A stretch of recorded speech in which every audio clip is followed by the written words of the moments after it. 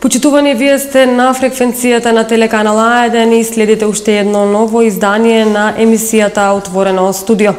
И во денешното издание ќе зборуваме на една доста интересна и актуелна тема. Многу родители се соочиле со однесување на своето дете кое вклучувало удирање, врескање, гребење, кинење, фрлање и слично. Сето ова опишува некаков облик на агресивно однесување, на чија основа се наоѓаат незадоволството и лутината. Мој денешен соговорник е дефектологот Спасе Додевски, каде што ќе зборуваме повеќе околу оваа тема.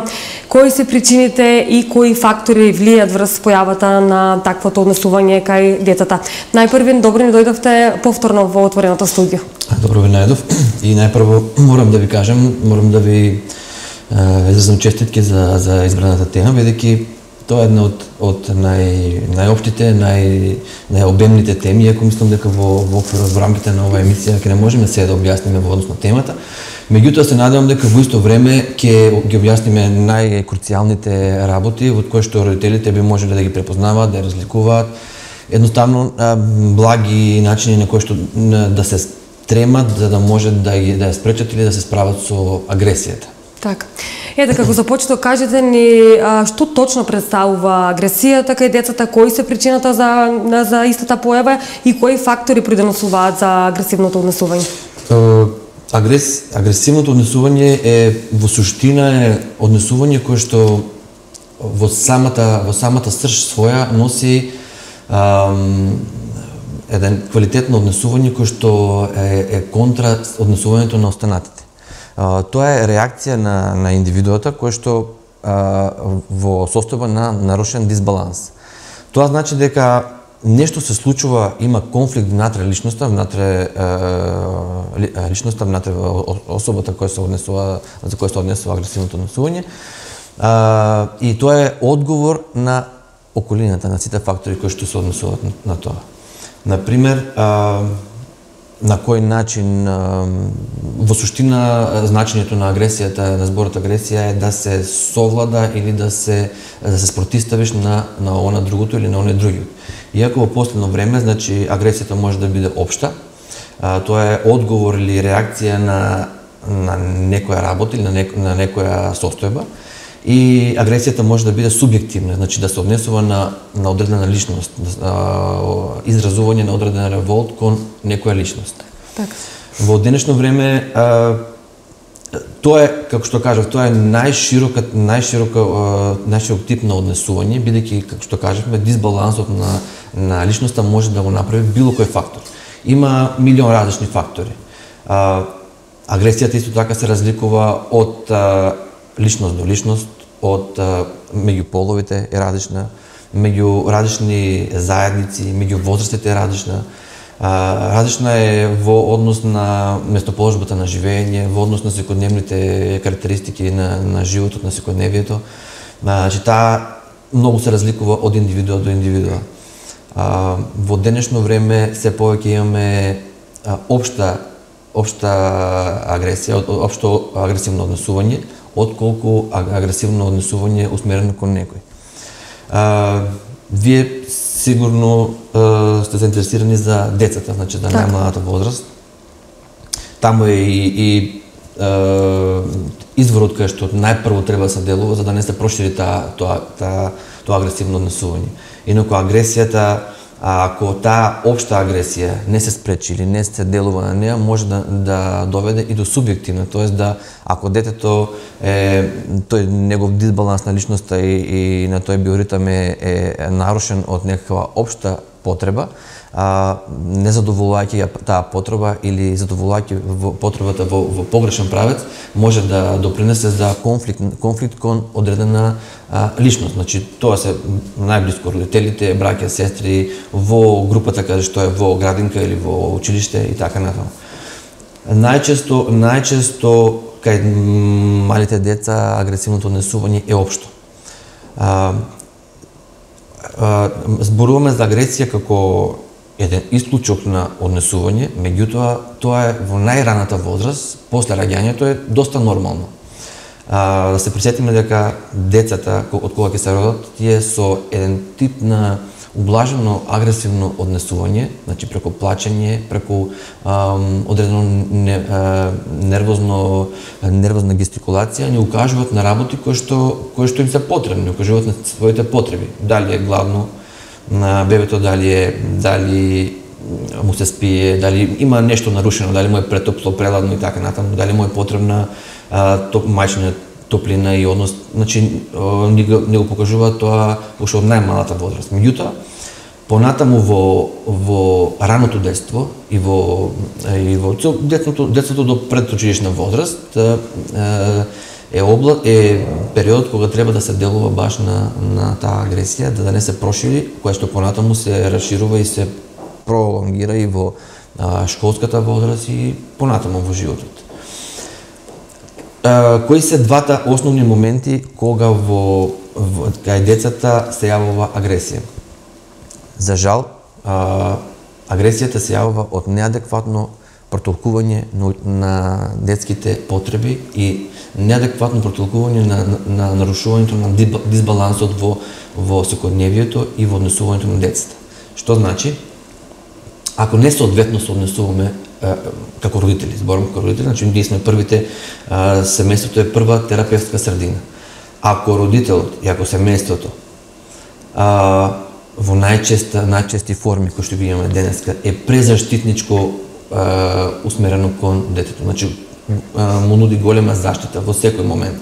А зашто тоа го правиме? Тоа го правиме затоа што нашиот живот, нашето секојдневие како родители, како возрастни луѓе е многу напорно и доста често сме отсутни од децата и од семејството, па често пати правиме грешка кога за многу кратко време сакаме да надокнадиме сето тоа што сме го испуштиле во однос на контактот и соработката со децата.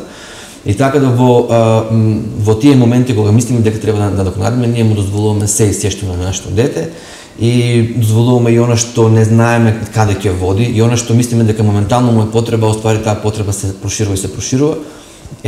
Такво едно заштитничко однесување и однесување каде се му е дозволено, каде нема јасни граници, каде до таа мера да децата не знаат до кај завршува нивната граница на побарување и желби, и до таа мера кога го забораваат и поимот желба и потреба, до таа мера родителите кога се однесуваат во некомпатибилно со нив, тие децата кога еден момент ние ќе се пресвестиме од одредени негативни случаеви кога се појавуваат агресивно однесување и ги сопреме тие задоволства кај децата кои што до вчера сме ги овозможувале. Тука веќе првично се јавува една забуна кај децата и една нејаснотија зошто до вчера сме го имале, сум можел се да добијам, а денеска не можам да добијам се. Тука веќе детето се почувствува загрозено, обесправено и тука се јавува првиот иницијален револт, и понатаму се продолжува во агресивно однесување, кој се манифестира кроз низ различни појави, низ различно однесување. Само повредување до уништување на околината, значи киење, гребење, фрлање, расфрлање и така натаму, до напад на напаѓање и кон субјективно кажеме кон околината, родители, браќа, сестри и така. Така. Децата можат да почнат да се однесуваат агресивно веднаш откако ќе научат правилно да ги изразуваат своите емоции. Што треба да направиме ние како родители во таков случај? Токму и во тоа не би сакал да кажам дека родителите се главната причина. Меѓутоа системот во кој јас мислам дека системот во кој што живеат денешните родители е многу тежок и тоа е основната причина за таа агресија, ако гледаме последователно. Родителите во неможност, значи да обрнат внимание, да бидат родители умерени во своето однесување, родители умерени во однос на односот и соработката со своите деца, во однос на размената, во однос на мотивирањето на основните говорни карактеристики кои понатаму се развиваат во говор и комуникација и со желба да ги надокнадат сите тие загуби. Родителите се однесуваат некомпатибилно. Значи, родителот, најтешко е улогата да се биде родител, поготово кога во денешно време треба родителот да одмерено делува на своето дете, за да може да знае што, во која мера и како му треба да му се даде. се употребуваат различни методи. Голем дел од тие методи кои што родителите ги употребуваат се коректни, се точни, меѓутоа голем дел и не се точни. Се прават големи грешки со задоволување на нагло задоволување на потребите на децата и за тоа што им треба и тоа што не им треба. Генералниот совет е дека родителите треба одмерено да делуваат во однос на задоволување на потребите, во однос на односот со своето дете. Често пати тоа е невозможно, бидејќи не можеме да ја ускратиме нашите секојдневни ангажмани. Тоа е едната страна на тоа негативно насојање кога заштитуваме и кога овозможуваме премногу, меѓутоа има и родители кои што не ги задоволуваат воопшто потребите на своите деца. Значи, родители кои што едноставно се однесуваат, тие се во помал број, меѓутоа се однесуваат како едноставно само биолошки родители на одредено на децата. И дали во тој случај можеби уште по-застапена агресивноста кај децата? Исто и во тој момент се јавува агресивното однесување, затоа што во најмала возраст агресивното однесување во овој аспект може да се случи заради незадоволување на фундаменталните потреби. Храна, топлина на домот, основните активности за самопослужување и така натаму, а понатаму детето кога станува социјално суштество, тоа може да во однос на споредба да гледа дека и во други средини се задоволуваат овие потреби. Не му се задоволени тие потреби, така да почнува да се јавува одбојност, омраза, агресивно однесување и тоа се проширува до асоцијални девијантни однесувања. Мора да нагласам дека овие однесувања, агресивни однесувања се исти, да кажеме слични, како кај децата од редовната популација, така и кај децата со пречки во развојот. Само што условеноста за оваквото агресивно однесување кај децата со пречки во развојот е од друг аспект. Така, ќе зборуваме малку подоцна и за тоа. Како да се однесуваме ние со децата откако ќе увидиме од каде доаѓаат чувствата што ги вознемируваат? Како да постапиме во тој случај? Морам да кажам дека факторите за агресивното однесување ги има, кажавме, милион, и кога ќе се увидат секој фактор, значи ниден од тие фактори не е црно-бел со јасна дистинкција до каде почнува, до каде завршува. Тие фактори се претопуваат од еден услов во друг услов, во еден фактор во друг фактор, влијаат личноста, кажавме, влијаат голем број на услови за нив. Меѓутоа битно е да родителите знаат, да знаеме како да се го поставаме прашањето, како и дали јас вистински се однесувам кон моето дете. Дали потребите негови на вистински начин ги задоволувам. Бидејќи и таа категорија има одредена лепеза која што е многу широка. Значи има и задоволување на потреби. Родителите најважно да можат да го согледуваат, да бидат самокритични, да можат да го согледат своето, доколку се во можност, своето однесување, својата конекција меѓусебната конекција со детето, дали детето е искрено, дали детето е затворено. Знаците се јасни. Ако детето почнува да биде затворено, ако почнува да има желба да игра само со себе, значи да не комуницира, и тоа е еден од знаците. Ако во својот круг на делување, во својата средина не може да поднесе друго дете или друга личност, и ако исто така почне да повредува и да биде агресивно кон останатите. Тоа се основниот начин како да се препознае. Значи да бидеме се самокритични, да не дозволуваме премногу, а и да не ускратуваме премногу, да се дава на вистински начин. Наградите и казните на времето кога ние учевме беа доста важни и доста користени. Денеска наградувањето и казнувањето не се користи. Затоа што при наградувањето и казнувањето суштествувањето на децата почнува да бива од економски аспект. Значи, ако детето сака да добие нешто, тоа ќе биде со цел, ќе биде умно, ќе биде послушно, ќе го прави тоа што му се бара и знае дека тоа ќе го добие, ќе добие награда. Во исто време нема да прави лоши работи затоа што ќе биде казнат. Меѓутоа, Децата за да истражуваат често пати намерно прават казни, за да може да видите другата страна на тоа. Така да најбитно е само критичноста на своето однесување кон нив и знаците јасно да се гледат на кој начин се явуваат тие знаци за таа агресија. Така. Во многу случаи дури многу мали бебиња може да покажат агресивно однесување, ете например како замавнување или врескање, но како ние родителите треба да реагираме ако например ете 11-месечно бебе наше удри друго бебе? Да. Кажавме, кај агресијата има се дели по стадиуми, по категории и по возрасти. Значи, кај најмалите деца на новороденчиња, кажавме дека агресивното однесување е во функција на задоволување на потребите, знак дека одредена потреба, дека има тоа бебе одредена потреба, дали му е ладно, дали има извршено физиолошки потреби, дали треба да биде нахрането, дали му треба нежност, близина од родители. Значи, тоа е со функција, значи таа агресија не е усмерена, бидејќи во тој период детето не е социјално свесно до таа мера да може да усмери агресијата кон некој одреден субјект или одредена ситуација. Едноставно рефлексни се тие да кажеме агресивни реакции кај тие деца, бидејќи тука само се работи за задоволување на фундаменталните потреби. Меѓутоа, од тие потреби понатаму се развиваат и останатите потреби, социјални потреби кај малите деца и кај повозрасните. Така да и кај нив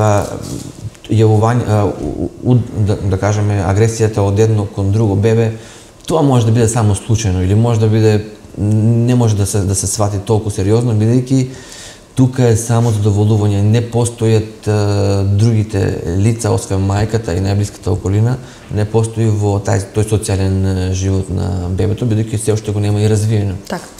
Напоменавте дека недостигот на внимание и топлина од страна на родителите предизвикува агресија кај дечињата. Што ако недостасува едниот родител, например, не е присутен неколку дена, например? Се појавува ли агресивност и во тој случај кај децата? Да. Учествуваат ли тоа? Кажавме да децата на детето му е потребен родител, значи двата родителя, така сме и еволутивно создадени и развиени, еволуцијата така напредувала. Меѓутоа се случува дека каде едниот родител мора да отсуства и да не биде присутен. Многу е важна возраста во која се случува тој период. Најнебезболниот период кога родителот може да отсуствува е таму некаде после 10-та година, од 10-та година, каде што мислам родителот секогаш ќе фали на некој дете, меѓутоа не да направи одредени последици. Не би можел, колку што е помало детето, толку е потежок периодот за надминување. Дотолку што е, да кажеме, ако е бебето новороденче или така околу година дена старо, ќе има тој рефлекс на поврзаност помеѓу мајката и него или родителот кој што недостасува е се уште во изградба, се уште во формирање и недостатокот на неколку подолго време тоа ќе направи одреден проблем во нема да направи агресија, меѓутоа ќе има одредени нервозно однесување, кое често пати кај бебињата се манифестира со психосоматско однесување. Дали тоа ќе бидат проливи, дали тоа ќе биде температура, дали тоа ќе биде не знам, некои други симптоми, тоа често така се манифестира. Меѓутоа пак зависи и периодот на отсутност на родителот. Значи ако е краток период, тоа нема да направи одредени, меѓутоа ако се зборува за месеци, 2 година, тоа веќе е голем проблем. Колку што ако тоа е за новороденче, меѓутоа исто така за како се развиваат малите дечиња кои што веќе се стануваат социјални суштества, кај нив веќе индивидуата, одделеноста на личноста е направена, кај нив точно знаат кој фали дека што фали. А кај бебето тоа е на ниво на рефлекс. Така да исто така и кај малите деца таму до 7 годишна возраст има проблем бидејќи знаат кој недостасува. И исто така тука може да се јави повеќе агресија отколку кај бебињата. Така. Колку новите технологии придонесоа за агресивно однесување кај децата? Мобилни телефони, таблети и така натаму, да не набројуваме.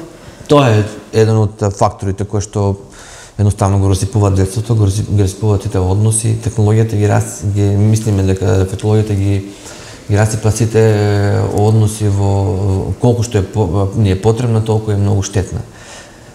Штетно влијае на семејството, на децата, на развојот на децата, односите меѓу себе, на говорот, на менталните карактеристики, способности кај децата, когнитивните способности, значи не можат да учат. Во однос на сензорната состојба кај децата, значи таа технологија уништува се околу себе. Поготово кај малите деца кои што се постојано со лаптоп, со компјутери, со телефони, таа почнува да се јавува одредена завист. Значи тие почнуваат да бидат исто како на ниво на зависници од дрога, да кажеме. Значи знаете дека колку повеќе наркотици, појаки наркотици земате, толку појаки ви бара организмот. Така и кај децата. Колку повеќе активни апликации користат, кои што се со живи бои и со одредени движења внатре, толку повеќе таа апликација е веќе непотребна за тие деца.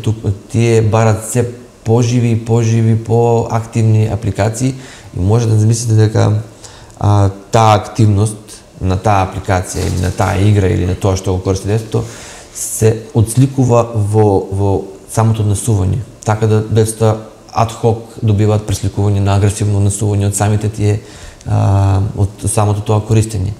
Точно се знае дека ако, и тоа е едно од нашите совети, ако умислите добро на своето дете, само пресетете се дека пред 20-30 години, кога вие бевте деца, немаше таква технологија и ништо не ни фали.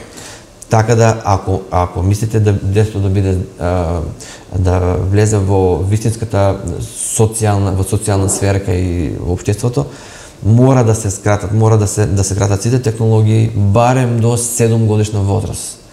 Каде што веќе е развиен говорот, има база, невролошка база за когниција, значи за учење, каде психолошките моменти се веќе развиени, психолошките односи меѓу родители, семејство, деца, ги знае основните принципи, тогаш веќе може постепено да завлегува во светот на технологијата. Меѓутоа, на 3 годишна возраст, со мобилни телефони, нон-стоп, на 3 годишна возраст, обука на курсеви, нека ми изменат колегите кои што предават јазици, меѓутоа, научно докажано дека на 3 годишна возраст не може, не е развиен ни мајчиниот свој јазик. Ги немаат развиено основните постулати на комуникацијата. Децата не ги знаат значењето на зборовите, значењето на фразите, а веќе се завлегуваат во друг јазик. Да. Тоа е многу погрешно. Јас сум за дете да ги знае сите јазици, меѓутоа после 7 годишна возраст и постепено завлегување во секој јазик. Така. Дали агресијата е од секогаш била присутна кај децата или новото време ја доведе до израз? Едно така поопшто прашање. Колку понатат во еволуцијата, толку помалку била присутна агресијата и колку што била присутна во минатото, таа била поради рефлексни причини. Да се земе нешто што го нема некој друг, да се постигне нешто што друго постигнал, а јас не можам. Од тој аспект. Сега, денеска, имавме еден пример каде укажувате, еден професор укажа на едно однесување каде во една метропола, танска метропола, се случило да двајца се разминат и случајно се удрат, случајно едноставно се допрат и другиот од чиста мира го нападнал оној со кој што се удрил. Значи тоа е крајен стадиум на агресивно однесување. Значи колку повеќе еволуцијата напредува и таа технологија, колку повеќе ние сме 24 часовно активни и со сите тие проблеми и тие постигања и цели пред нас задачи, толку повеќе невролошкиот систем нема толеранција. Значи не можеме да ги некогаш ни наједноставните стимули од средината дразби да ги издржиме. Затоа често велиме не можам сами од себе да се поднесам камоли другите. Тоа е одговор на таа технологија, на тој развој, на таа еволуција. Значи порано немало толку големо агресивно насување, ако имало било фундаментално само заради опстанок, а сега веќе тоа влегува во секојдневието. Така. И што кога станува збор за агресија кај деца со посебни потреби? Рековме на почетокот на емисијата дека ќе спомнеме нешто и за децата со посебни потреби. Иако ние сме дефектолози, ние сме ги третираме децата со посебни потреби, они се нашата врска. Ние денеска се осврнуваме на агресијата во споредбен аспект. Во контекст на таа споредба, кај децата со посебни потреби, пак агресијата се јавува малце по-друго, малце поразлично од сите други. Има некои сегменти каде агресијата се јавува и исто како сите други. Меѓутоа, повеќе кај децата со посебни потреби, агресијата се јавува од рефлексен аспект. И бидејќи децата во зависност секако од категориите на попреченост, во зависност од степеност на попреченост, да кажеме, најчесто да генерализираме, да не одвојуваме посебна категорија, децата со попречености, кога во моментот одредена своја карактеристика или неможност за да одредена состојба не може да ја преведат или да ја усвојат, да знаат што значи и како тие треба сега да се однесат кон таа состојба, тогаш се јавува една несигурност која што е екстремна несигурност. Децата со посебни потреби се постојано под стрес. Стрес не од уплав или од страф или од нешто, тие се постојано под стрес, нешто го викаме под штрек, затоа што тие спазат дали во одредена ситуација може да се снајдат, дали нешто може да ги изненади, дали нешто може да ги повреди, бидејќи не можат гестикулацијата да ја преведат што значи во таа ситуација во која што се наоѓаат. И тука, во неможноста да се одбранат во таа ситуација, да се снајдат, тие најлесно личноста пребегнува кон агресивно однесување. Тогаш се што мрда е непријател на таа личност. Тоа е од аспект на неможност да превод, неможност да се наоѓне во ситуации, и друго, кога во возрастната личност со пречки во развојот влегува во адолесцентниот период, кога се јавуваат развој или збујнуваат физиолошките потреби, хормоналниот развој, сето кога почнува личноста и таа функционалност во однос на другите да се развива многу бурно, тогаш тие во истиот момент не можат да преведат, не можат да размислат, не можат тоа да го преведат што всушност се случува со нив самите, со нивното тело и со својата психа. Имат одредени нагони кои што тие нагони не можат ни да ги преведат, нити можат да ги канализират, ни пак можат да ги одложат.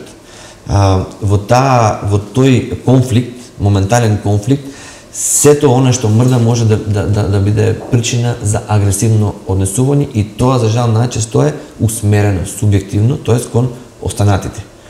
Тогаш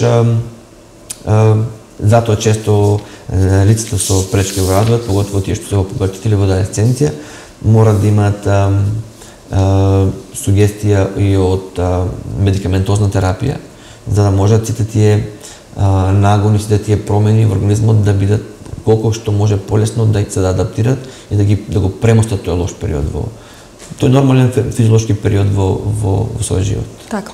И сега како за крај, значи како апел до сите родители, и ние како родители, кога ќе приметиме некој агресивно насување кај нашите деца, како да постапиме со нив, што да правиме? Најчесто пред да бараме, пред да се случи, мораме да направиме еден одбранен механизам, тоест правилен начин на кој што ние постапуваме со нашите. Тој не може да биде во ниеден случај